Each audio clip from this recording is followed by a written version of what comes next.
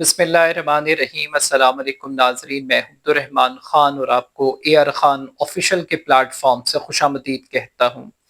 ناظرین، آج اسلام آباد کی ایک مقامی عدالت نے 27 یوٹیوب چینلز کو بلاک کرنے کا حکم دیا ہے۔ عدالت کا یہ فیصلہ آزادی اظہار پر حملہ ہے یا پھر ڈیجیٹل دہشت گردی کے خلاف پہلا قدم ہے۔ ریاست ان 27 یوٹیوب چینل سے کیوں خوف زدہ ہے؟ کیا یوٹیوب ان عدالتی احکامات پر عمل درآمد کرتے ہوئے ان چینلز کو بلاک کرے گی؟ ان یوٹیوب چینلز کا بیک گراؤنڈ کیا ہے؟ کیا واقعی ہی ان یوٹیوب چینلز نے ریڈ لائن کو کراس کیا ہے؟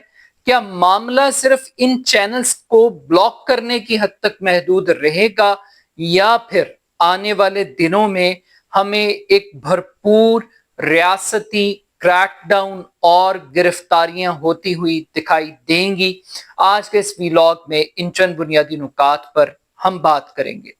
میڈیا رپورٹس کے مطابق آج اسلام آباد کی ایک مقامی عدالت نے ایک فیصلہ دیا اور اس فیصلے میں عدالت نے 27 یوٹیوب چینلز کو بلاک کرنے کا حکم دیا۔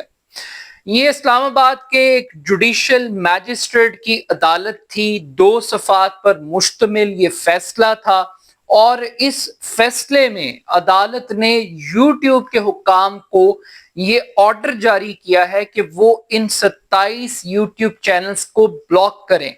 بلاک کرنے کی وجہ عدالتی فیصلے میں یہ بتائی گئی ہے کہ 2 جون کو نیشنل سائبر کرائم ایجنسی نے انویسٹیگیشن کا آغاز کیا ان چینلز کے خلاف، اور 2 جون کے بعد عدالت نے اس انویسٹیگیشن جو بھی انکوائری رپورٹ تھی اس کے مطابق جو انویسٹیگیٹنگ آفیسر تھے ان کو بلایا، ان کو سنا، دستاویزات کا جائزہ لیا اور شواہد کو دیکھتے ہوئے عدالت اس نتیجے پر پہنچی کہ ان یوٹیوب چینلز کو بلاک کیا جائے۔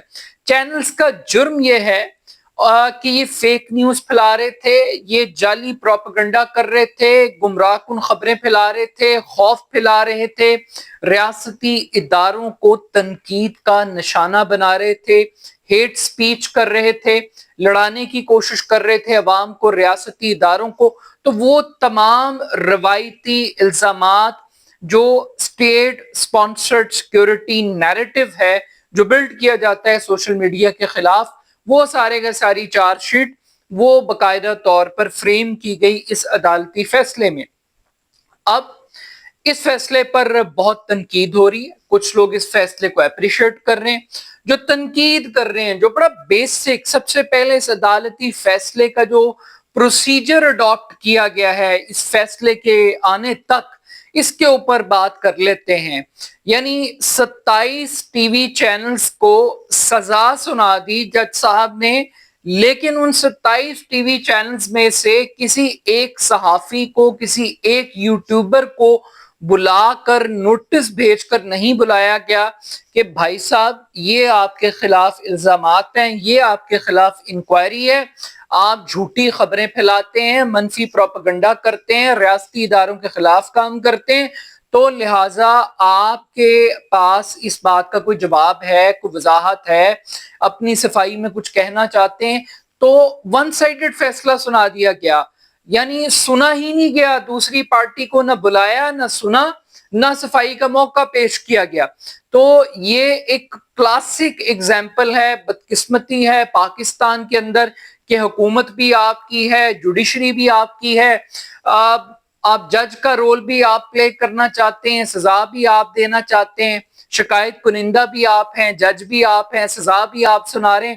تو یہ انصاف کا قتل عام ہے اور اس فیصلے کو ایک بلیک ڈیسیژن کے طور پر دیکھا جا رہا ہے، آزادی اظہار پر حملے کے طور پر دیکھا جا رہا ہے۔ اب یہ فیصلہ کیوں آیا ہے؟ یہ فیصلہ بنیادی طور پر یوٹیوب اور ڈیجیٹل پلیٹ فارم سے ریاست کے خوف زدہ ہونے کو ظاہر کرتا ہے۔ یہ ایک فیئر ہے، یہ ایک ڈیفیٹنگ مینٹالٹی کا اظہار ہے کیونکہ ریاست اپنا نیریٹو بیچ نہیں پا رہی، ریاست تنقید سے خوف زدہ ہے، ریاست چھوئی موئی بنی ہوئی ہے کہ 27 ٹی وی چینلز وہ ریاست کے اداروں کو کمزور کر رہے ہیں، یعنی ریاست اتنی کمزور ہے اور یہ 27 ٹی وی چینل اتنے طاقتور ہیں کہ یہ کچھ بھی کہیں گے تو ریاست کے دل پہ لگ جائے گی، ریاست کے چہرے پہ کالک لگ جائے گی۔ یہ بڑی بدقسمتی کی بات ہے اور یہ ہر دور کے اندر ایک سینسرشپ ہمیں نظر آتی ہے اور ایک ڈکٹیٹرشپ ہے، ایک مائنڈ سیٹ ہے، ایک مینٹیلٹی ہے کہ ہم پی ٹی وی چاہتے ہیں، ہم ہر پلیٹ فارم کو پی ٹی وی چاہتے ہیں، ہم چاہتے ہیں ہر پلیٹ فارم ہماری تعریف کرے۔ اب بڑی بدقسمتی کی بات ہے کہ ریاست پر تنقید اور حکومت پر تنقید یہ دو مختلف چیزیں ہیں۔ ہر دور کی حکومت یہ سمجھتی ہے کہ ہم ریاست ہیں اور ہر ریاستی ادارہ یہ سمجھتا ہے کہ ہم مقدس گائے ہیں، ہم ہولی کاؤ ہیں، ہمارے خلاف کوئی بات نہیں ہو سکتی، ہم پر سوال نہیں اٹھایا جا سکتا، ہم پر تنقید نہیں ہو سکتی۔ ہاں، تنقید میں اور تضحیک میں یہ بڑا ایک باریک فرق ہے، اس کو ملحوظ خاطر ضرور رکھنا چاہیے۔ میں یہ نہیں کہہ رہا کہ فیک نیوز جسٹیفائیڈ ہے، میں یہ نہیں کہہ رہا کہ گمراہ کن خبریں نہیں پھیلائی جاتی، مگر میں ایک بیسکس کی بات کر رہا ہوں کہ بنیادی طور پر ایک طویل عرصے سے کریک ڈاؤن ایک پیٹرن ہے اسٹیٹ کے اندر۔ یہ جو 27 چینلز تھے یہ کون لوگ تھے؟ یہ بنیادی طور پر اگر آپ ان میں سے بڑے بڑے نام دیکھیں تو یہ ایک زمانے میں اسٹیبلشمنٹ کے لاڈلے ہوتے تھے اور اس وقت لاڈلے ہوتے تھے جب عمران خان صاحب لاڈلے ہوتے ہیں۔ ان لوگوں کا سب سے بڑا جرم 27 ٹی وی چینلز کا یہ ہے کہ انہوں نے عمران خان کو زندہ رکھا ہوا ہے، یہ عمران خان کے نیریٹو کو سپورٹ کرتے ہیں، یہ عمران خان کی پاپولیرٹی کو نیچے نہیں کرنے دیتے۔ اب کچھ لوگ کہتے ہیں کہ انہوں نے عمران خان کو زندہ نہیں رکھا ہوا، عمران خان نے ان کو زندہ رکھا ہوا ہے۔ اگر عمران خان مائنس ہو جائے سوشل میڈیا کی دنیا سے تو ان کا کاروبار ختم ہو جائے۔ کچھ لوگ تو ایسا فکرہ بولتے ہیں مطلب کہ یہ بھوکے مر جائیں، یہ یوٹیوبرز ہیں تو ان کی مجبوری ہے عمران خان کا سودا بیچنا، منجن بیچنا، تو یہ دونوں آپس میں انٹر لنکڈ ہیں، کنیکٹڈ ہیں۔ یہ جو لوگ تھے جیسے مثال کے طور پہ ڈاکٹر معید پیرزادہ تھے، عمران ریاض خان صاحب تھے، صابر شاکر تھے، اوریہ مقبول جان تھے، اور بے شمار اس قسم کے آفتاب اقبال تھے۔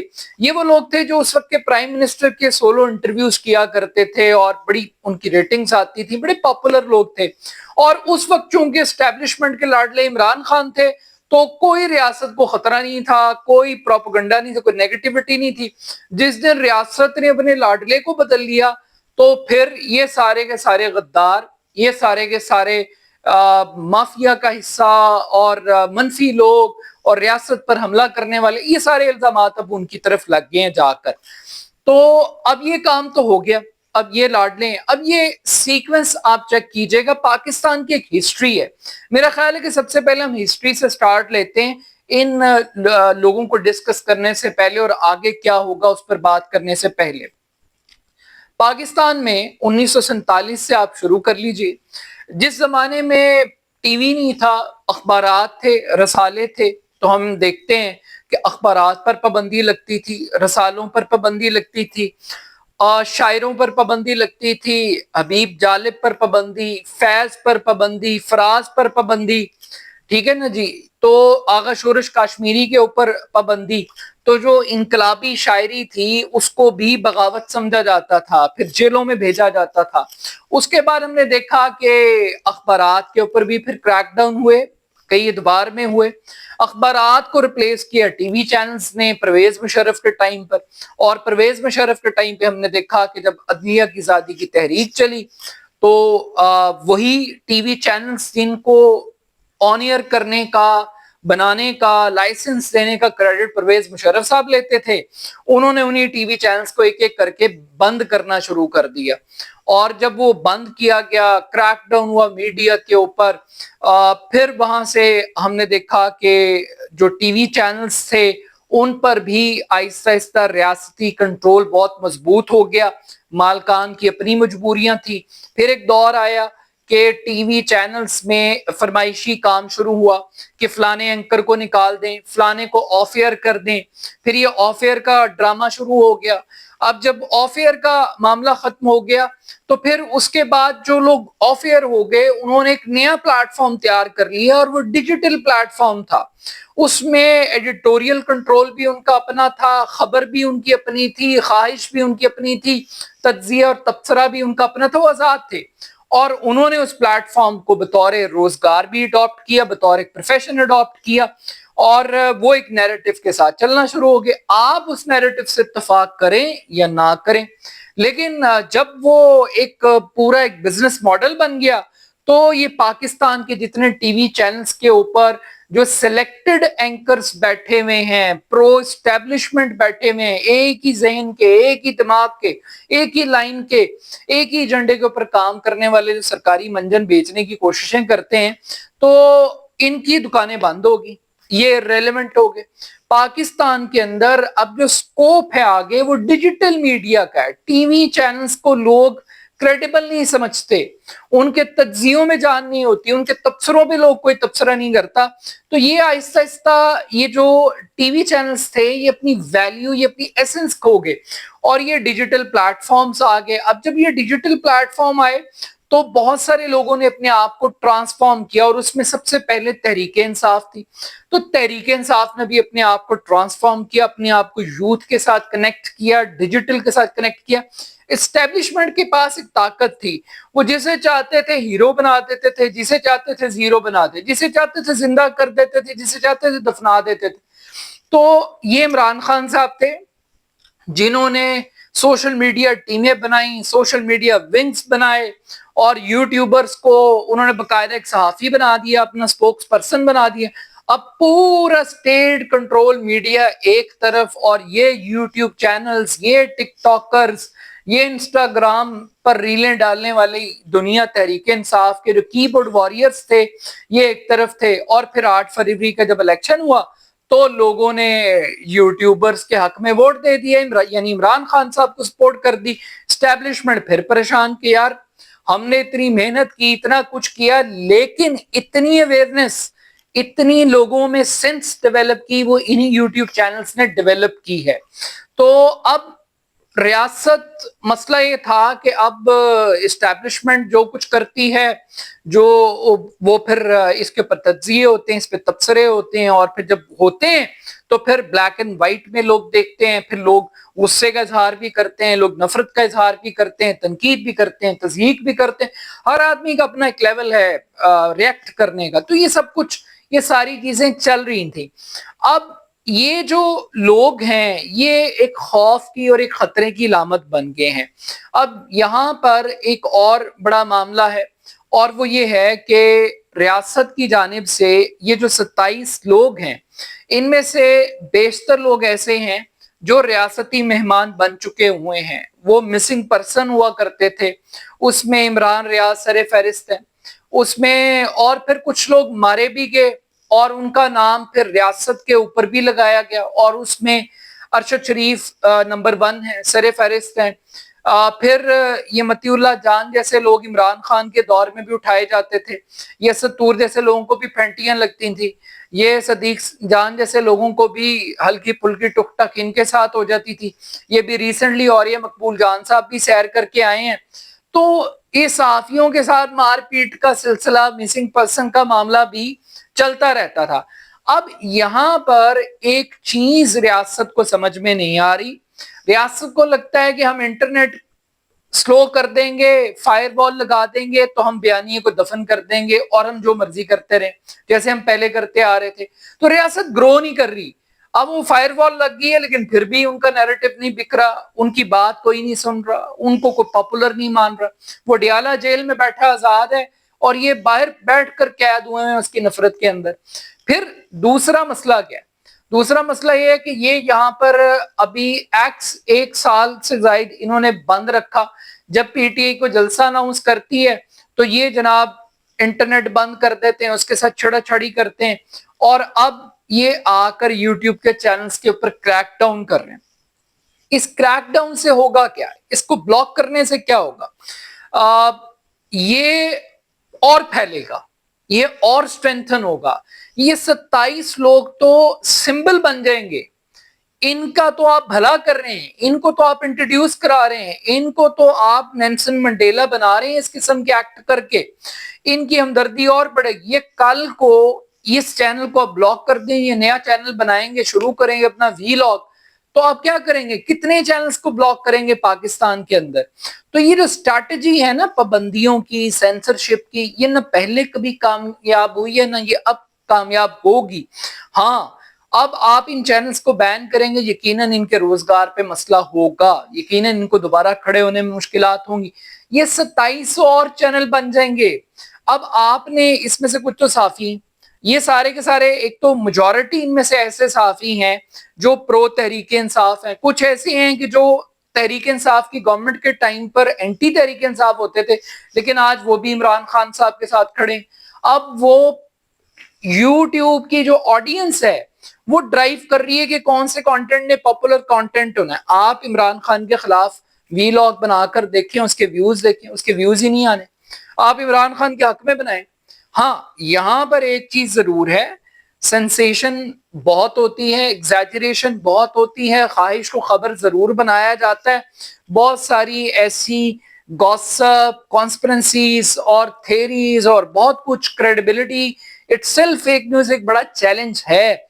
लेकिन आप जिस नीयत से ये सारी कार्रवाई कर रहे हैं, ये आप कोई अच्छी खबरें फैलाने के लिए नहीं कर रहे। आप बेसिकली तंग हैं इमरान खान से, उसके नैरेटिव और बयानिए से, और वो दफन नहीं हो रहा आपसे, और इन लोगों की वजह से नहीं हो रहा, और ये लोग इमरान खान की वजह से, क्योंकि अगर ये इमरान खान को छोड़ते हैं तो ये टके टोकरी हो जाएंगे, तो और लोग अपने चैनल्स बनाएंगे। अब आप देखिए, आपने पीटीआई, एक पार्टी के ऑफिशियल यूट्यूब चैनल को भी आपने बंद कर दिए।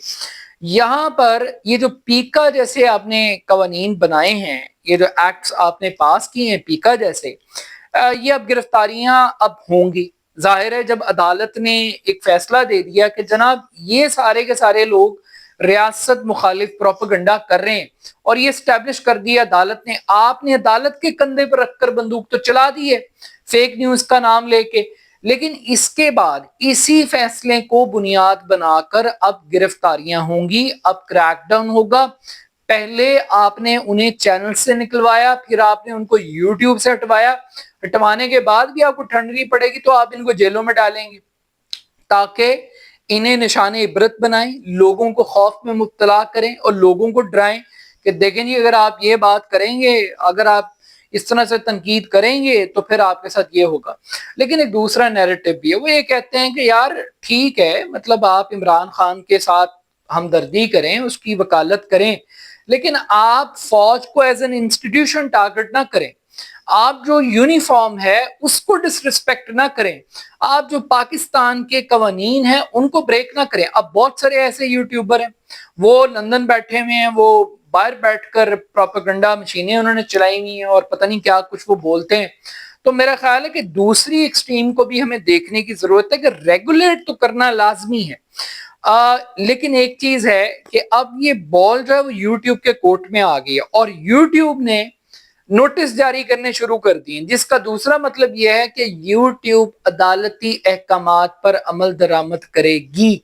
और अगर यूट्यूब अमल दरामद करेगी और ये पॉलिसी स्टैब्लिश हो गई, तो ये जितनी यूट्यूब की मार्केट और धंधा चल रहा है ना, ये सारे के सारे सिस्टम के लिए सायरन बन जाएंगे।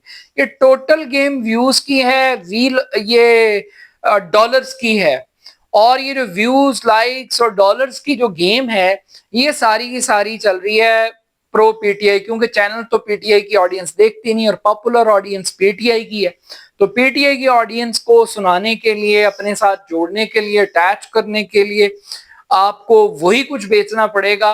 वो कहते हैं ना, जो बिकता है वही दिखता है, और दूसरी नैरेटिव यह है कि जो दिखता है वो बिकता है। तो अब फैसला तो अवाम ने करना है कि इस फैसले से क्या होगा, और ये सहाफ़ी आने वाले दिनों के अंदर किस तरह से रिएक्ट करेंगे, और मजीद जो कानूनी, क्योंकि ये मैजिस्ट्रेट की अदालत है, इसको आगे फर्दर कोर्ट्स के अंदर इसके ऊपर लिटिगेशंस भी होंगे। लेकिन चूंकि जब जिस मुल्क में जज इंजीनियरिंग करके प्लांट किए जाए, उस मुल्क में आप इंसाफ की क्या तवक्को रखेंगे? जिस मुल्क में सारे दायरे ساری چیزیں چھوڑ کے، سارے معاملات چھوڑ کے وہ ان یوٹیوب چینلز کے پیچھے بھاگنا شروع کر دیں، اس ریاست کے مستقبل پر، اس حکومت پر، اس کی عقل کے اوپر تو ماتم ہی کیا جا سکتا ہے۔ اور اپنا فیڈ بیک میرے ضرور دیجیے گا، میرے YouTube channel AR Khan official کو ضرور سبسکرائب کیجیے گا۔ بہت شکریہ، اللہ حافظ۔